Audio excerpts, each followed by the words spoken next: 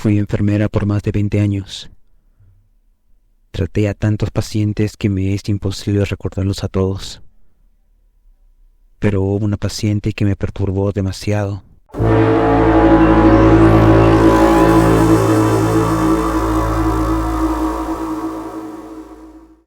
Era una niña.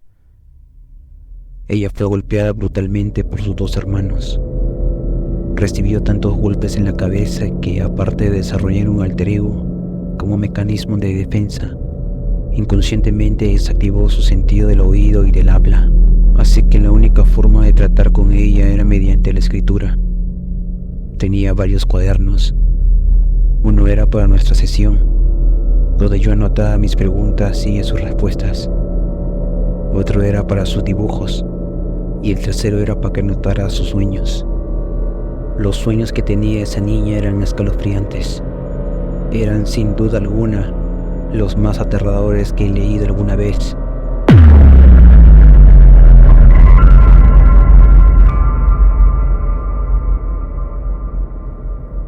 Luego de varios meses yo empecé a tener miedo solo de pensar que tendría que leer los sueños de esa niña. Voy a contar, entre otras cosas, los sueños más escalofriantes que esa niña anotó en su cuaderno. Recuerdo que el primer sueño que me causó escalofríos fue uno donde la niña puso que ella estaba en una casa abandonada. Ella intentaba salir de casa, pero era imposible, pues había demasiadas puertas, y cada una llevaba un cuarto con más y más de ellas. La pequeña escribió que estuvo corriendo y atravesando puertas por muchísimo tiempo, hasta que llegó a una habitación. Era de madera, con una extraña alfombra en el suelo. De pronto, unos brazos comenzaron a salir de todas las paredes, del techo y del piso. Todos los brazos intentaban agarrarla. Los brazos se golpeaban entre sí luchando por agarrar a la niña. Las cosas se pusieron turbias cuando la niña describió que los brazos, ya muy enojados, comenzaron a arrancarse las uñas y luego los dedos. Había otro que más que un sueño era claramente una pesadilla. En esta la niña iba caminando por el desierto, descalza, golpeada con la ropa rota y el cabello desarreglado. La niña describió con lujo de detalle cómo la hirviente arena le cocinaba los pies. Todavía no entiendo el vocabulario tan amplio de la niña, pues en el sueño hace mucho énfasis de cómo lentamente se estaba desollando por el calor. Quiero pensar que esa manera tan horriblemente detallista de escribir las pesadillas fueron el resultado del alter ego que desarrolló como mecanismo de defensa después que llegó al hospital. Siguiendo con la pesadilla, finalmente la niña llega a un campamento. Los pies le sangran, la piel le arde. El campamento está completamente solo, pero hay un charco de agua. La niña se arrastra para poder saciar su sed, pero cuando está a punto de beber del charco, salen 2 brazos y la toman de la cabeza, la jalan hacia el interior del charco y la ahogan. Para este punto yo tenía una teoría. Quizá las terribles pesadillas que escribía la niña no eran sus pesadillas, sino que quizá eran recuerdos distorsionados del ataque que sufrió. En aquel entonces no era tan común atender pacientes con diferentes personalidades, y esa niña fue la primera que yo atendí con ese trastorno. Así que era realmente perturbador ver cómo podía estar triste y de un segundo a otro pasar a tener una sonrisa siniestra. Era como si se transformara en un monstruo, en un ser de pura maldad.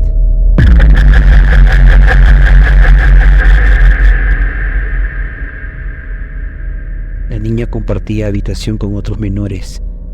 La pequeña solía dibujar en las paredes, pero ella solo pintaba en la parte derecha del cuarto. La parte izquierda la pintaba su alter ego, su otra personalidad. Sus compañeros de cuarto le tenían miedo. Siempre se quejaban de ella, que no los dejaba dormir. que algunas veces ella se paraba en una esquina y desde ahí los observaba sin parpadear. Todas las enfermeras también le tenían miedo, pues se corría el rumor que si tocabas la mano de la pequeña soñabas con tu propia muerte. Esa niña generaba tanta mala vibra que en una ocasión la administración llevó el documento para que lo firmaran. Querían realizarle una lobotomía. Jamás me gustaron esas cosas, así que hice todo lo posible para que no lo procediera. Era tan fácil como despedirme y poner a la niña a cargo del doctor que sí firmara la petición de lobotomía. Por suerte no lo hicieron. Las pesadillas que la niña escribía eran cada vez más violentas. La niña empezaba escribiendo que ella estaba amarrada a una silla y que enfrente había una jaula oscura, de la cual emergía un enorme perro, y este estaba furioso y trataba de salir de la jaula.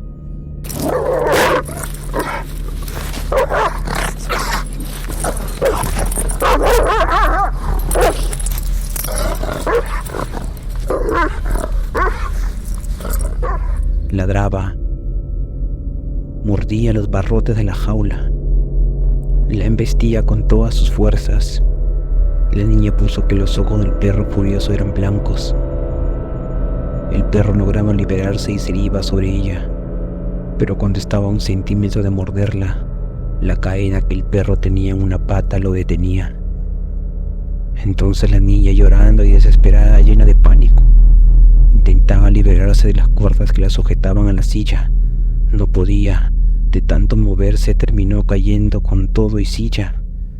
Fue por culpa de eso que quedó al alcance de los hambrientos colmillos del perro. La bestia no perdió ni un segundo, la mordió con fuerza de una pierna. El perro comenzó a revolcar a la niña mientras la mordía con fuerza. Le clavaba los colmillos una y otra vez, destrozando su pierna. Finalmente la mordió con todas sus fuerzas y de un tirón se los arrancó.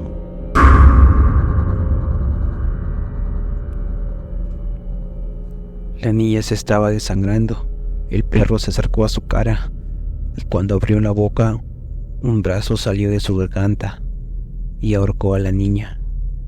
El caso era demasiado intrigante y la verdad, yo no estaba logrando ningún avance.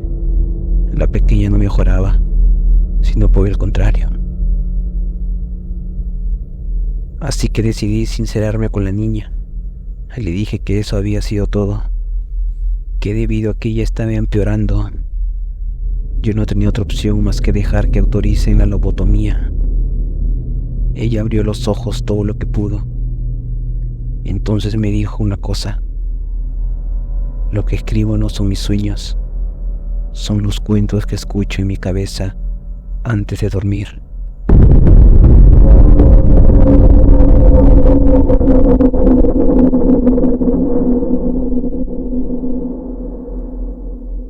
Eso le dio una esperanza al caso. La pequeña no quería ser llevada al quirófano. La verdad desconozco si ella realmente tenía claro lo que era una lobotomía, pero todos los pacientes sabían que cuando alguien era llevado al quirófano, cosas malas pasaban.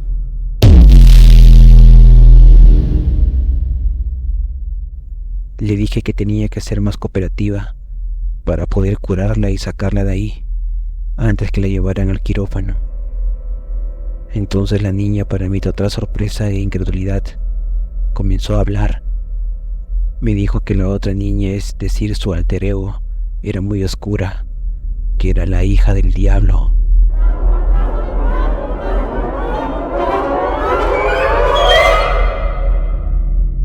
Me explicó que lo que le hicieron sus hermanos no fue solo un ataque, sino que se trataba de un ritual.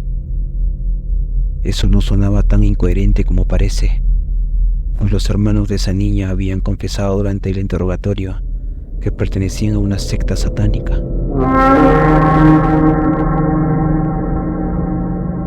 La niña continuó hablando. Me dijo que el ritual había salido mal, pues la madre los había descubierto cuando el ritual aún estaba incompleto.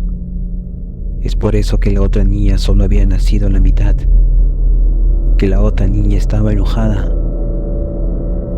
Ese era el motivo por el cual la atormentaba contándole esas horribles cosas cada noche. Seguí tratando a la niña por unos meses, y aunque ella realmente mostraba interés en mejorar, su alter ego cada vez tomaba más control de ella. Había días enteros que la niña no volvía del limbo mental. Finalmente, no hubo nada más que hacer. La gota que derramó el vaso fue cuando la niña intentó hacerse mucho daño. Ya no pude hacer nada por ella. La llevaron al quirófano. Sé perfectamente todo lo que les hacían ahí dentro de los pacientes, pero es tan horrible que no me atrevo a mencionarlo. Cuando la niña salía de ahí, ya no era la misma. Estaba rota. Todo el tiempo estaba ida. Ya no era consciente de sí misma ni del mundo que le rodeaba. Hablaba, pero no decía nada. Escuchaba, pero no hacía caso. No soportaba verla y saber que pude haberla ayudado si yo tan solo hubiera hecho un mejor trabajo. Luego me asignaron a otro paciente que tenía el mismo trastorno. Era un hombre muy macabro que decía que era un nahual, pero eso es otra historia. Renuncié pues sabía que tampoco podría ayudarlo. Algunos años después, el hospital psiquiátrico fue demolido. Sí, yo trabajé en la clínica San Rafael, en la alcaldía de Tlalpan. Esa clínica estaba envuelta en muchísimos misterios. Hasta se hizo una película justo antes de que fuera demolida. Al día de hoy, en el terreno donde antes estaba el quirófano, donde se practicaban las lobotomías, esta ahora es un Walmart.